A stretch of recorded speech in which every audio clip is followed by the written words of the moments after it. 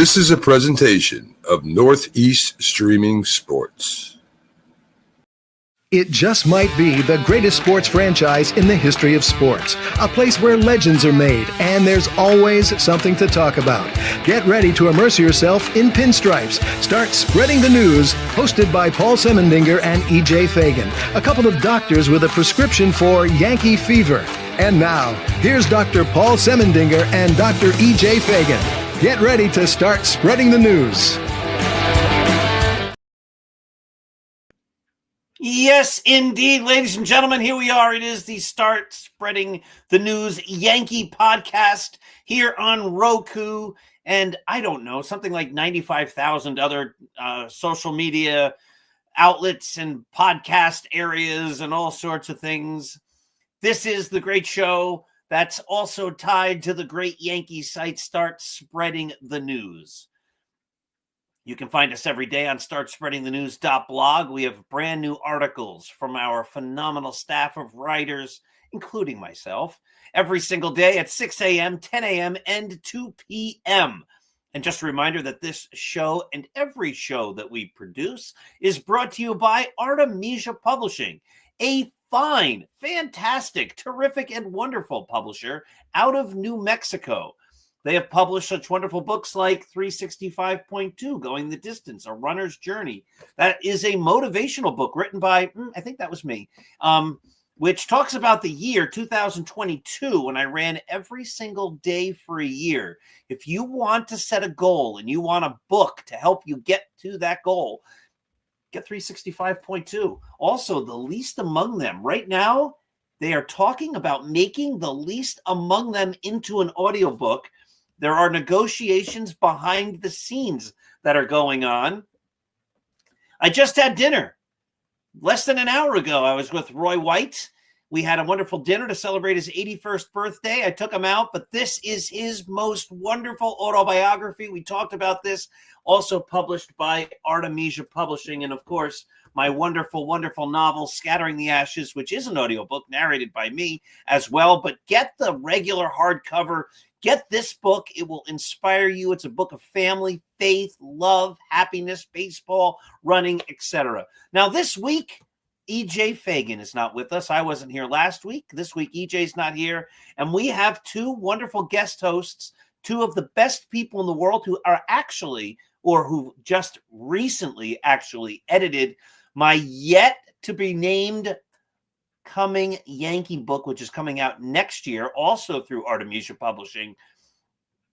It's a great book, but we're not even going to spoil any of it by telling you anything. But both of these two gentlemen served as phenomenal editors of that wonderful book. And let me introduce everybody to the great Mike Whiteman. Mike, how are you? I am wonderful, Paul. How are you? I am great. And for the first time, he has joined EJ on this show, and I have not been available. But I don't think I've ever had Tim Cable on with me on this program. Here is the great Tim Cable. Hi, Tim. Hi, how are you? And actually, you have. What, was that you once? And we had the cats. Was there something like that? No. It was when it was a dark day when the Yankees acquired Josh Donaldson. Oh my God! Yeah, I blocked that out of my memory, Tim. That's what happened.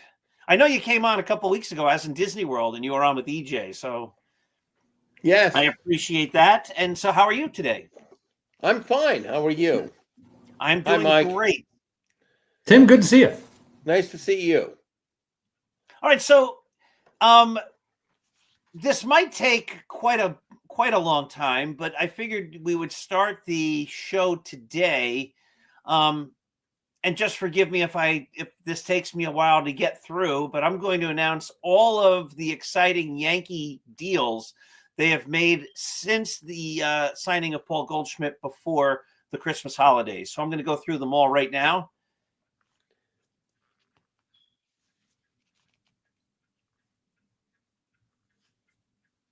And so, Mike, how do you feel about all of those Yankee deals? Well, Paul, I don't know what you're talking about. Didn't you see the Yankees sign Carlos Carrasco today? I just saw that 1 second ago. Yes. I mean, come on. I mean, that's a biggie. If that's not all in, I don't know what is. I think that puts Garrett Cole on the block. Maybe. No, I'm joking. That would be something. That'd be. You guys have any opinions on the Carlos Carrasco signing? No, I mean, he's insurance. He'll be in AAA, and if something happens and they need somebody to make a spot start, like if they have a couple of rainouts or something like that, and they have a double header, they could bring him up for that possibly. But other than that, he's not really going to serve any purpose. Yeah, I agree with Tim. I'm sorry. No, you go. He's insurance, and I think, and if I can read the tea leaves enough, and maybe I'm jumping to conclusions, but we all keep waiting on hearing about a deal for Stroman. I was just going to ask that. I haven't been necessarily in favor. I mean, I like all the pitching you can get your hands on, and I haven't been pushing for the Yankees to really be in such a hurry to get rid of him. But maybe this kind of is an indicator that a deal with Stroman may be coming, because it is always good to have depth and insurance just in case, because five men is almost not enough for a rotation anymore. You need 6, you need 7 starters. I agree with that. I think they also still have at this point, even though I'm not a big fan, they still have Will Warren. And I think, is it Chase Hampton? They said is healthy, and they're expecting him to be a contributor. So, they might have a few people there, but I agree with you. This could be a precursor to Stroman going. That would be nice. I agree that I don't want. I don't ever think you can have too much pitching, but the word out of the Yankee world is that the Yankees won't get a real third baseman until they get rid of Marcus Stroman's salary. And so if that's the case, then I want them to get rid of Marcus Stroman, because I'd rather have a real third baseman than a 6th or a 7th starter. Sure. I agree with that. So and I think go on. I think another part of this equation is Stroman's, I guess personality and character is an issue too, because I don't think he took well to not appearing in the postseason, and now he's not really going to have a role. And I don't think he's someone who's just going to sit there quietly on the bench. Yeah, he's a veteran guy. Yeah, he probably functions better, and I think I would appreciate having a set role going into the season. Yeah, you know what? I think anybody would want that set role. I think that is also one of the reasons why those Yankee teams of the late 90s were so great, because it was a bunch of professionals coming together. And I think a lot of them left their egos at the door and said, let's be part of something that's greater and to be part of a great team. And I think that's sometimes the mark of a great team. You had guys, Hall of Famers, Tim Raines saying, I'm okay being a role player, and Chili Davis, Darryl Strawberry, Charlie Hayes, Wade Boggs, Cecil Fielder. Yep. Even Tino. Tino got he wasn't Tino Martinez, the better, Yankee legend yet, but they got Cecil Fielder to help out at first base because they wanted to have another guy there to go along with Tino, a platoon type of thing, a right-handed bat to complement his left-handed bat. So, you know what? If you're going to be a Major League Baseball player and you're going to be making $18 million a year and you're the 6th guy or the 7th guy in the rotation, and that's really basically due to the fact that you didn't do well last year, if it was me, you sort of say, yeah, well, I got to do better so that I can get back to where I once was and make them have to play me. But right now they don't. And I think the same is true for a guy like DJ LeMahieu, who's just not been good for many years now. And so it's problematic that seems to be at least the talking point that's going to be the Yankee third baseman. I'm hoping it's similar to when they said Bubba Crosby will be the opening day center fielder, and then it turned out to be Johnny Damon, as I recall.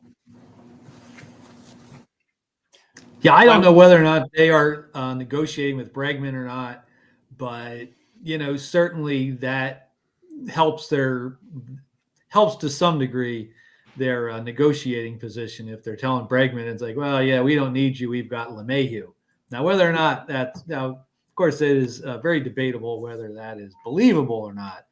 But yeah, Tim, I think you're right. Is that I was just thinking Bubba Crosby. Yeah.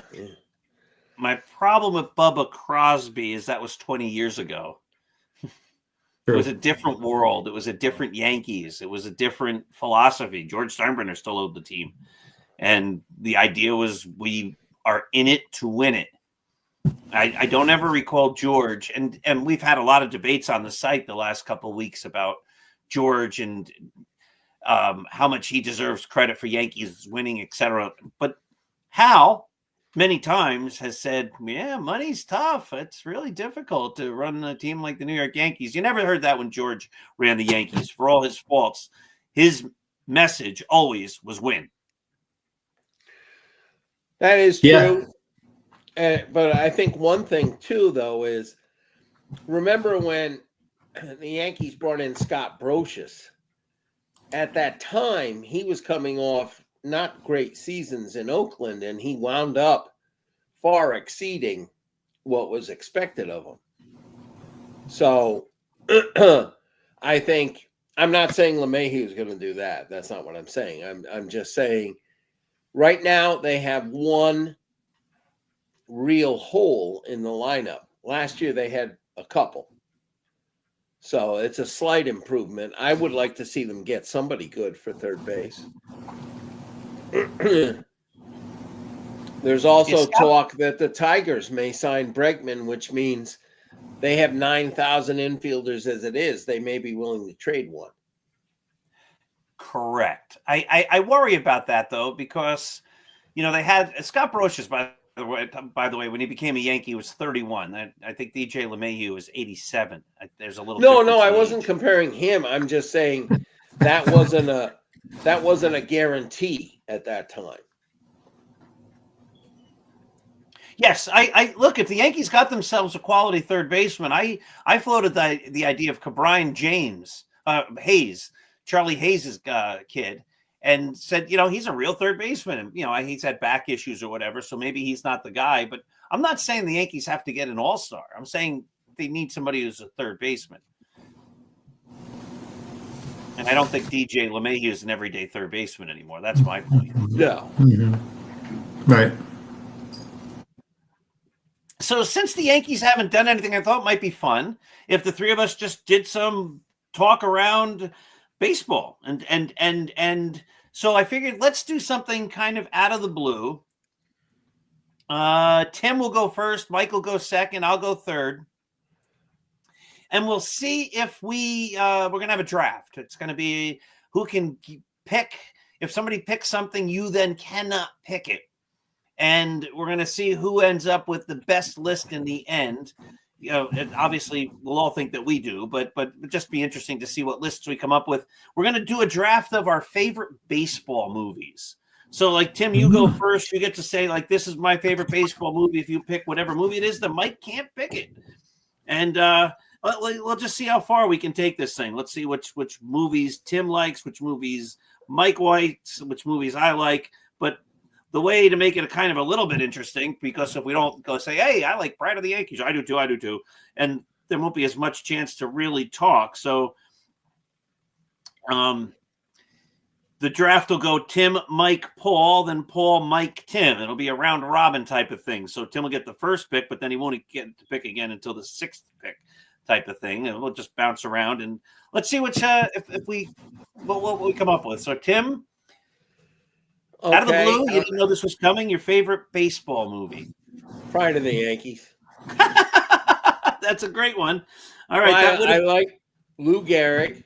I mean, I like Lou Gehrig, but I like Gary Cooper. Walter Brennan, Teresa Wright. I mean, and Babe Ruth playing Babe Ruth. Babe Ruth, yeah. Mm-hmm. Bill Dickey too. He's in there. Mm-hmm. Yeah. Phenomenal movie. Absolutely. But all right, Bill that would have Dickey been played Yogi Berra. Yeah.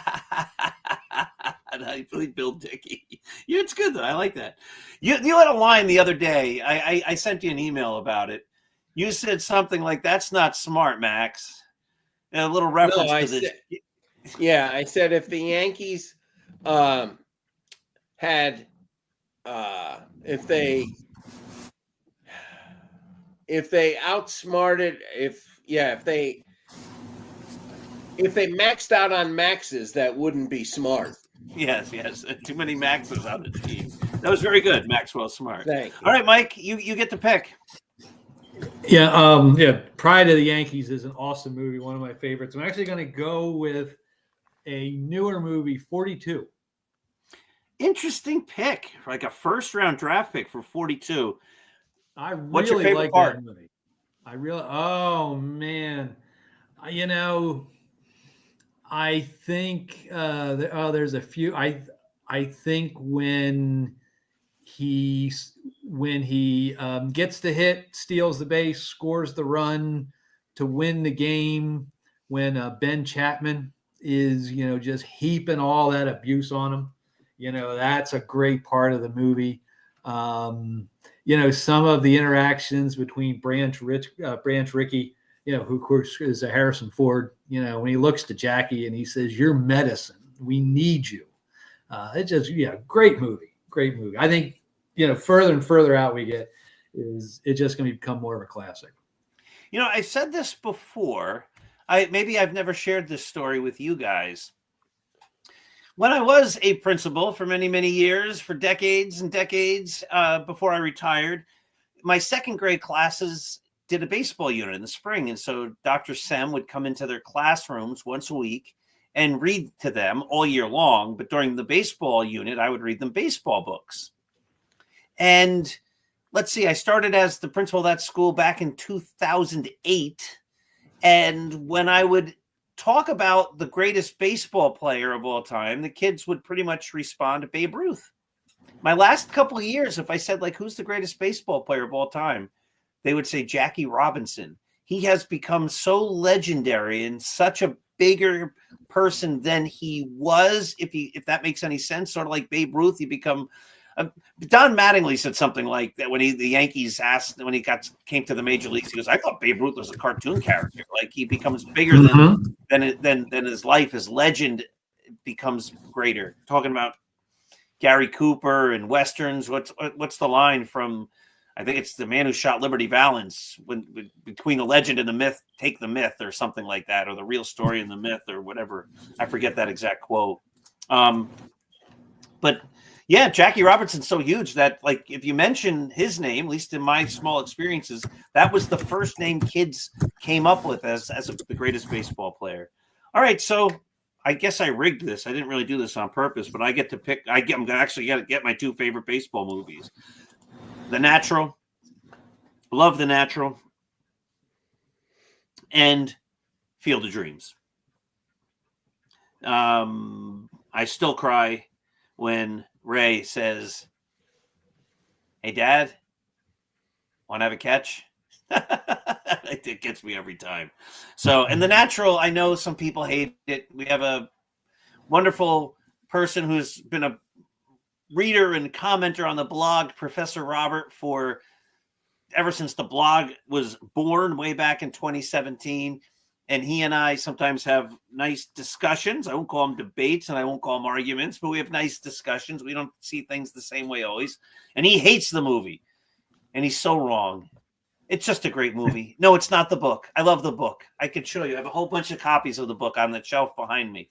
But it's still a great movie. And Robert Redford's great. Love Robert Redford. And I love when he hits the home run. I don't care that the ending is different than the book. It can be different, and it's a great ending, and it's a great book, and it's a great movie, and they're different, and it's great. And it has Wilford Brimley. That's right. Should have been a farmer. Should have been a farmer. Wilford Brimley, I saw something when Yeah, with that, isn't that a great scene? He hits the cover off the ball. And Joe Charbonneau, the great rookie of the year, is in that movie. He plays one of the players. All right, Mike, you get the next pick. Well, speaking of rookie of the year, that would close to my next. The Rookie about the Jim Morris is a really good movie, and so that's one I've seen recently, and I just enjoy that. There's a father and son dynamic. It isn't perfect, but there's that father and son dynamic. The baseball.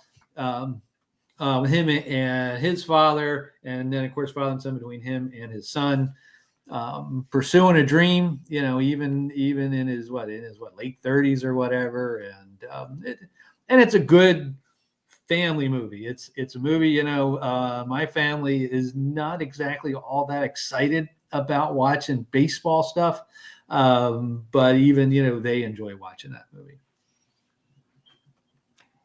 There's a scene in that movie that always makes my eyes water.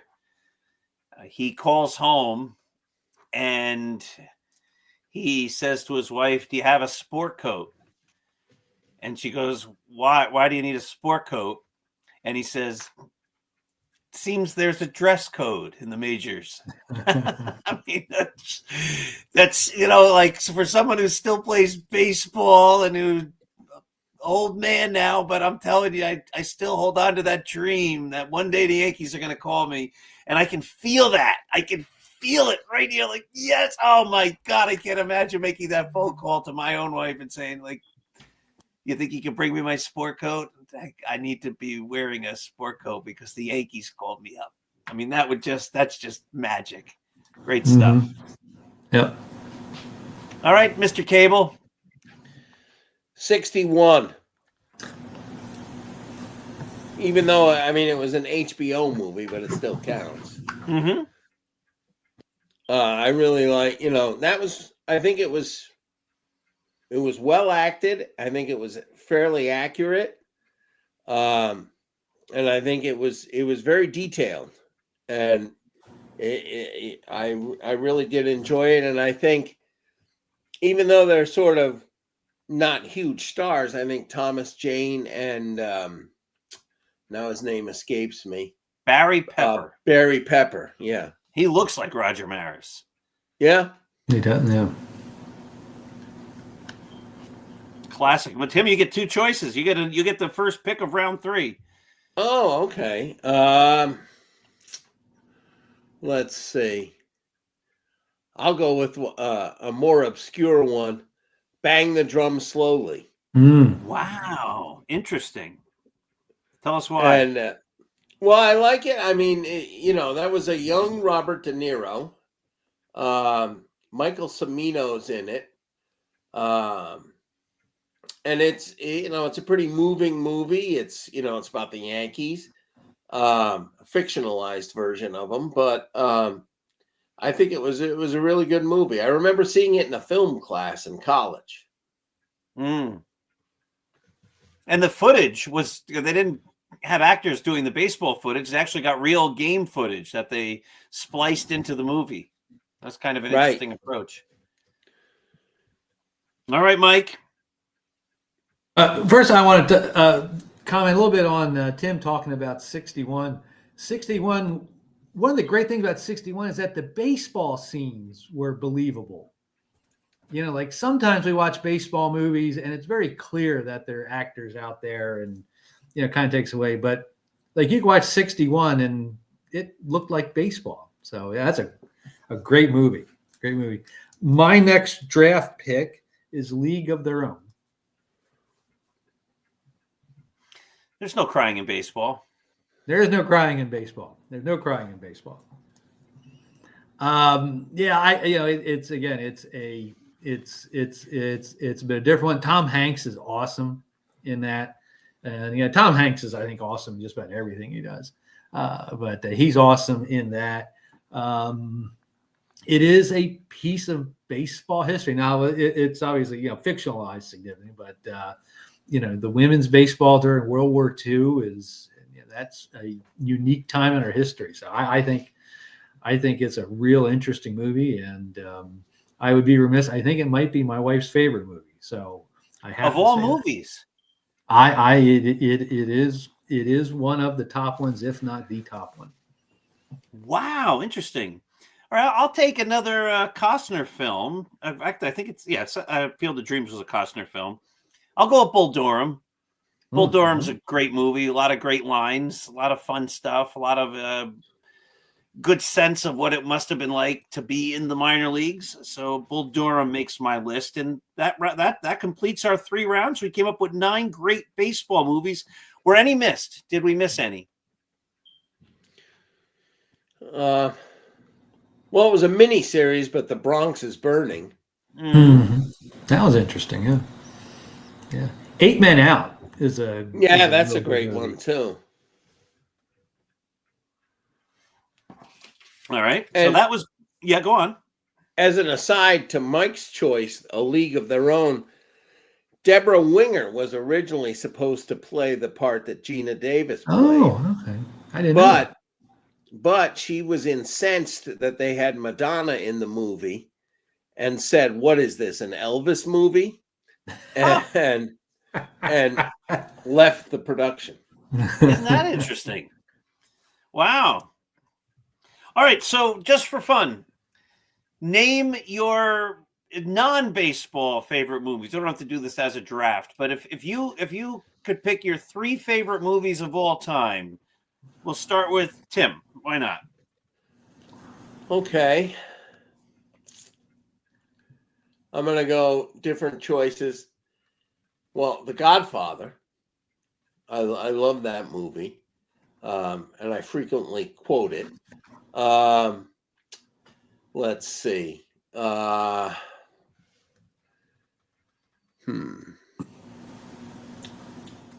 go way back. The Music Box with Laurel and Hardy.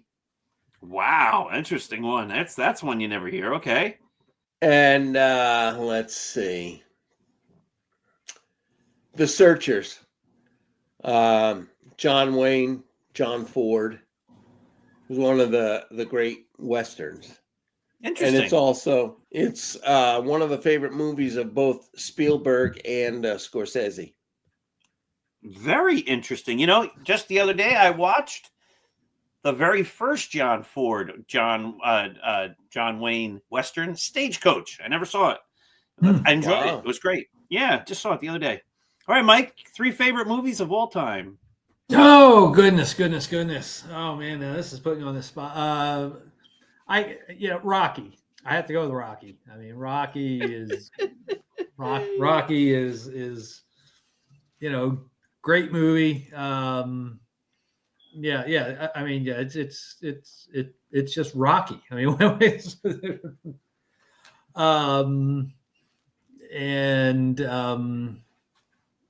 I would say next one might be Gettysburg. The Gettysburg, by a Turner, I guess, in the 90s. And one that I've been going to lately, and I don't know if it's my best of all time, but it's kind of my favorite of now. First Man. Oh, really? Never saw it. First, with a Neil Armstrong. Yeah. The Neil Armstrong story.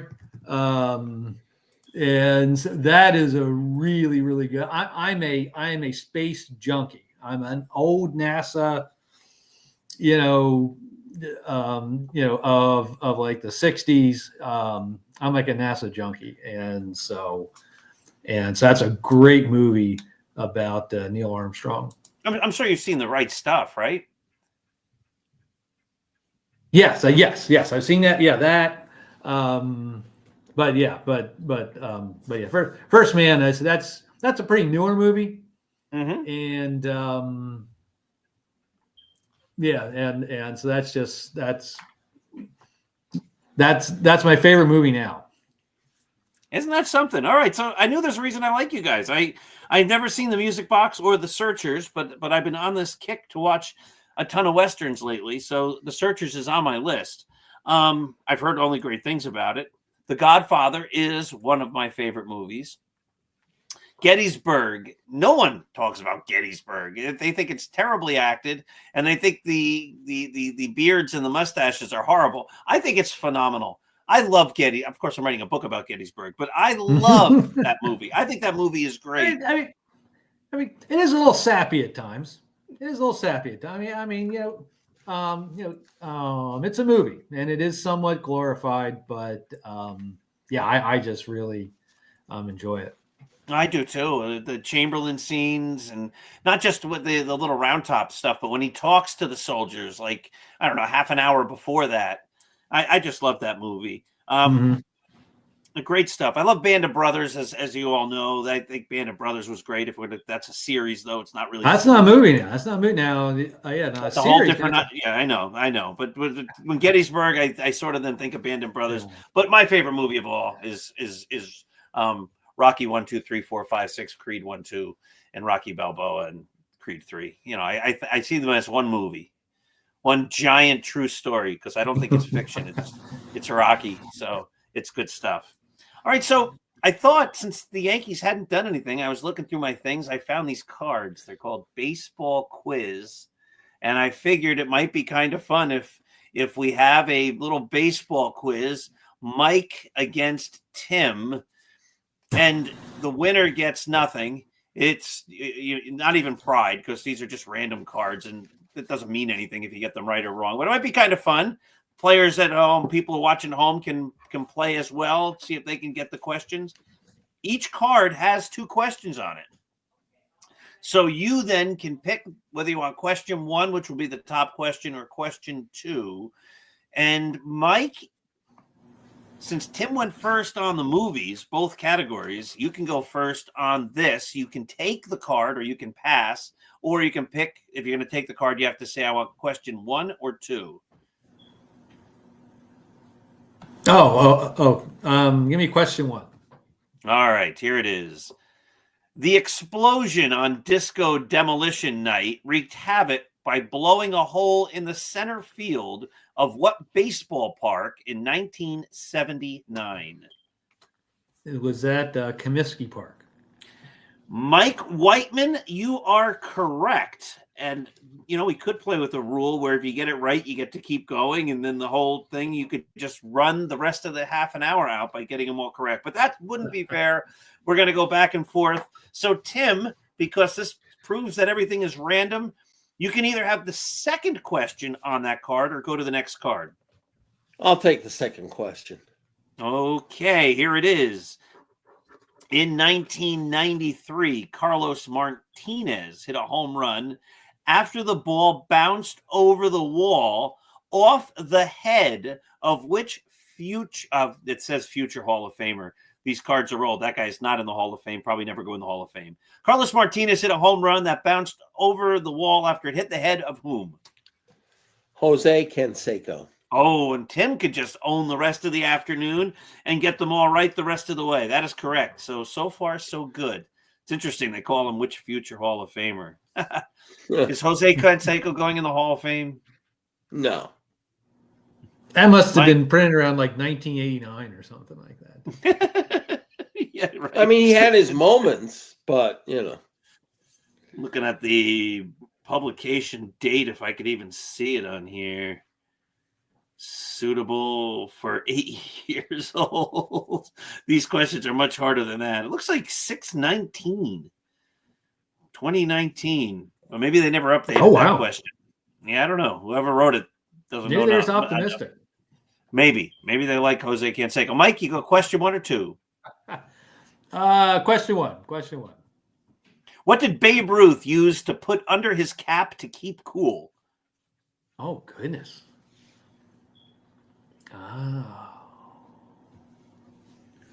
Oh gosh. Lettuce leaf. I'm going to give it to you. It's a cabbage leaf. Oh, okay. They're both green and they're both vegetables. Tim, do you want to dispute this? Do you want to go to a replay to see if we could? You want to challenge this? No, not at all. All right, just wanted to make sure because this is almost like the Chiefs, and I just want to make sure that we're doing this legally here, and no one's getting credit for something they didn't do, and if it's a real first down or whatever. That was a total guess of mine. I heard that was Richie a good guess. Ashburn once say that. I heard Richie Ashburn. I was watching a Phillies game say that. So, interesting. All right, Mike. So you can have the second, Tim. Excuse me. You can have the second question on this card or the next card. Second question. There is a rule in MLB baseball stating that a pitcher must do what before gripping a ball for a pitch?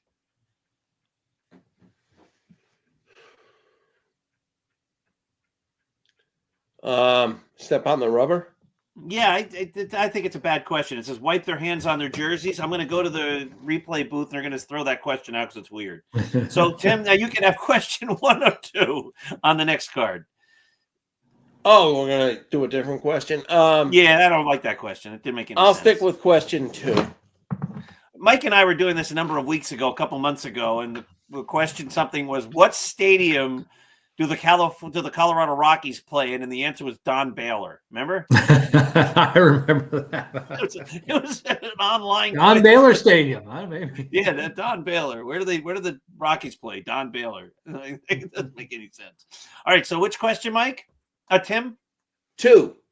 Wow, he goes for 2. If a pitcher decides to throw 4 straight bad pitches, letting the hitter advance to first base, what is this called? Well, it was called an intentional walk, but now they just signal. That is correct, and it is called an intentional walk. Mike Whiteman, you can either have the first question on this card or go to the next card. Give me the first question. Pitcher Jim Abbott threw a no-hitter in 1993 despite what physical disability?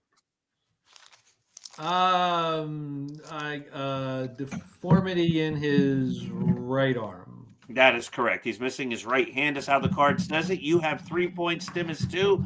Tim, a brand new card. You get question 1 or 2. Hello? Hello. Tim, you get question 1 or 2.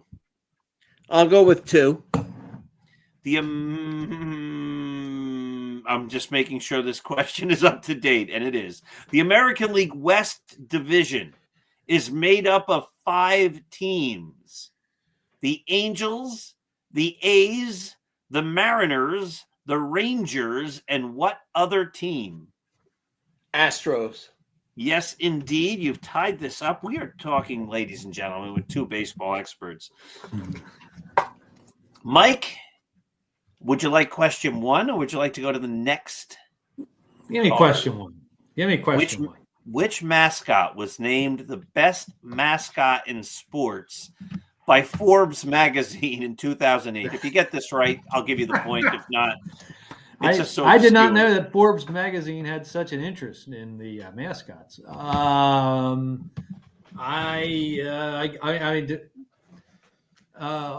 Let's see. It probably wouldn't be Silo, the local Lancaster Barnstormer guy. So I'm going to probably go with the Philly Fanatic. Unbelievable. It is the Philly Fanatic. I would have, on that one, said the San Diego Chicken. I say, does the chicken still, still mascot anymore? Or I don't know. I don't know. I haven't seen him, but when they think of the greatest mascot of all time, like he was the most famous. He was, yeah. Remember, like the 1984 Donruss set? They had the chicken card. Remember that? I remember that. He used to always show up on like This Week in Baseball, and he was kind of a big deal back in the 80s. And he used to fight with the baseball bunch. He did get in the fight with the sword. Yeah, that's true. All right, so we're going to go a couple more questions. Tim, it's your round. It's your turn. You're down 4-3. But you've been perfect, so you just haven't had your last licks here for the 4th inning. You're at bat. You got to have question 1 or 2. 2. In 1920, it became illegal to put what on a baseball before pitching it? Spit? That is correct. The spitball became illegal. No one told Gaylord Perry. No one did tell Gaylord Perry. It's actually E.J. Fagan's favorite baseball book is Me and the Spitter by Gaylord Perry. All right, Mike Whiteman. You can either have question 1 or go to a new card. Hey, question 1's been serving me well here, so go ahead. All right, in 2009, White Sox pitcher Mark Burley's perfect game was solidified by Dwayne Wise with the play that was given what nickname? Oh my God! He made a great catch. Is it the catch? You're very good. I would not have gotten that. He made a great catch. I did not know it was called the catch. I knew they made a great catch, so I'm a simple person. It's like, well, okay, let's call it the catch. I used to teach when I taught 1,000 years ago, and I taught as a history teacher, and I used to say that, in so many classes, the people who invent the terms want to confuse you, like the people who did mathematics with numerator and denominator. They should have just called it top number and bottom number. And in English class, and they call it a protagonist. Why don't they just call it the main character, right? They have to come up with these. But I always said, because I was a history teacher, that historians were never that creative. If somebody was good, they just called them the Great. Sargon the Great, Alexander the Great, Catherine the Great. And like there were 3 eras in ancient Egyptian history. What they call them: the Old Kingdom, the Middle Kingdom, and the New Kingdom. Like they're just not all that. They weren't all that creative. And I think it was the Old Kingdom when they made pyramids. What they call that? The Pyramid Age. Exactly. Yes. So the thing was called the catch. All right, Tim. Bottom of the 5th here. 1 or 2. Well, 2. Which? If you get this right, I'll give it to you. To me, it doesn't make any sense to me. So if you get it wrong, the league has already said that you get a second question. But anyway, which is the only player who is not a position player? Designated hitter. They're saying pitcher. It doesn't make any sense. The question is thrown out. Mike, you want to go to the replay on that and challenge it? You want to throw a challenge flag? No. I think you're right. I think it doesn't make any sense. Right. I think Tim's right, frankly. I would agree. We can award them the points. I was watching football last week, and I don't know, the Eagles game against the Commanders, and they kept making fouls. They kept going off sides, and the ref said, if you keep doing that, I'm just going to give the other team the points. So they just I never heard that before. But that happened in the NFL a couple weeks ago in the playoffs. So if you'd like, we can just award the point to Tim, or we force him to get another question, Mike. I would have no objection to giving Tim the point. All right, we're going to give Tim the point because I agree. It doesn't make any sense that pitcher is correct. All right, so 5-5. We go to the 6th inning. Mike, question 1. Sure. I'm getting there's a pattern here. What is the term for when a player strikes out 4 times in a single game? Is that the golden sombrero? Man, you guys are good. Yes. Tim, I'm assuming you're going to want question number 2. That would be correct. What is the measurement from the front of the pitcher's rubber to the furthest back point of home plate? In other words, how far is it between the pitcher's mound and home plate? 60 feet, 6 inches. That is correct. Mike, I assume you want question 1. At 3 foot 7 inches, who's the shortest player in Major League history? Eddie Goodell. You are good. Eddie Goodell pinched hit for the St. Louis Browns. Hey, right. Mike, you got the Brown. Look at that. Very good. Repping the Browns hat here today. There we go. I love it. I was going through the hats, and I said, I'm going to wear the Browns hat. I don't know why, but now I do know why. Now you know why. That's awesome. Tim, I assume you want question 2. Yes. If you get this wrong, we've been doing all this other stuff. If you actually can get this right, we'd give you points or we'd give you a new question. If you get this wrong, you're grounded. All right. I don't know if you're too old to be grounded, and I don't know how we ground an adult, but since I'm homebound anyway, it's the same thing. You're so funny. Like, if you get this wrong, I don't know. We have to come up with some type of consequence. Going yard or hitting a dinger is a slang term for what? Hitting a home run. Yes. All right. If you said single, we would have to be very mad at you. Mike, what kind of ball suddenly moves to the side or drops as it reaches the hitter? Moves to the side, or oh gosh, that could be a spitter. Could be a sinker. Could be a split finger. So what is it again? Moves to the side. Yeah, it's a breaking ball. We're giving it to you. It's a silly question. Oh, okay. All right. Okay. Bottom of the 8th. We're tied still. Tim, here you go. Question 2. If an announcer's talking about the battery, which 2 players are meant? Pitcher and the catcher. That is correct. All right, Mike. This is your last question. Interesting question. How many times has the World Series been canceled? Oh, goodness.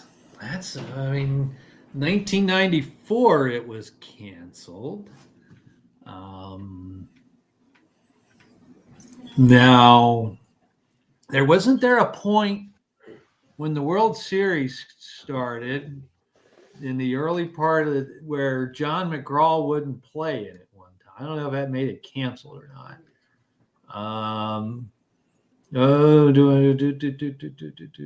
I'll say once. The answer is twice, but you mentioned that because I don't know if that was actually canceled, but you mentioned John McGraw and he wouldn't play. Yeah, I don't know whether it was canceled or whether he just didn't show World up. Series 2 or whatever it was. Yes, you're getting the point. All right, Tim, here you go. You want question 2 or 1? Yeah. 2. You don't want this question. It's impossible. But anyway, here you go. What is the average lifespan of a Major League Baseball in pitches? Nobody knows this. 17. Oh my God! If you had said 7, don't just say it again and blink out your microphone where you said teen. We're gonna give you a new one. That was a foul ball. Which hitter in the batting order is referred to as the cleanup hitter? 4th. That is correct. These are silly. All right. What power hitter? You had to have been paying attention this whole last bit. If you paid attention during this whole last bit, this is the great final question. You just yell out the answer when you think you know it. If you were paying attention, you can't get this wrong. Which power hitter played in 3 straight World Series for 3 different teams? Don Baylor. That's correct. I was thinking Jose Canseco. No, Jose Canseco. Don Baylor. All right, gentlemen. Listen, this has been fun. Do you guys have anything you'd like to add? No. Hopefully they acquire a third baseman.